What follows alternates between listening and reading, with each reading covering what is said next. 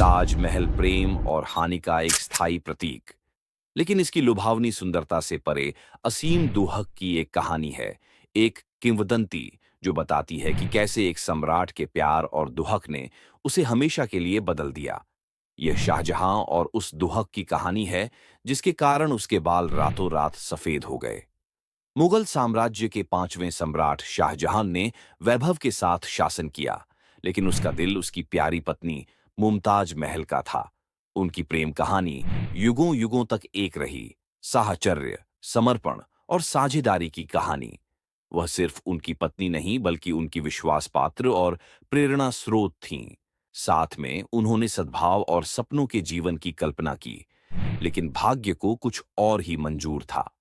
1631 में अपने 14वें बच्चे के जन्म के दौरान मुमताज महल गंभीर रूप से बीमार पड़ गईं। शाही चिकित्सकों के सर्वोत्तम प्रयासों के बावजूद उनका निधन हो गया, जिससे शाहजहां का दिल टूट गया। वह दुख से घिर गया था, उसके बिना जीवन की थाह लेने में असमर्थ था। ऐसा कहा जाता है कि सम्राट ने गहरा शोक मनाया, एकांत में चले गए। उनका दिल एक असहनीय क्षति से बोझिल हो गया। किंवदंती है कि शाहजहां का दुहक इतना अधिक था कि वह शारीरिक रूप से प्रकट हो गया।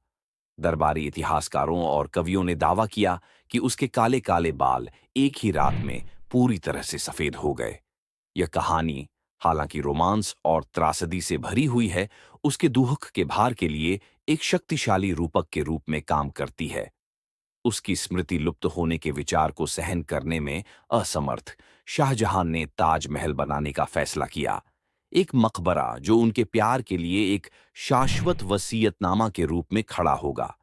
दुनिया भर की बेहतरीन सामग्रियों और कारीगरों के साथ 22 वर्षों में निर्मित ताजमहल उनकी भक्ति का भौतिक अवतार बन गया। इसका प्राचीन सफेद संगमरमर उनके बंधन की पवित्रता को दर्शाता है, जबकि जटिल नक्काशी उनके दुहक की गहराई का प्रतीक है।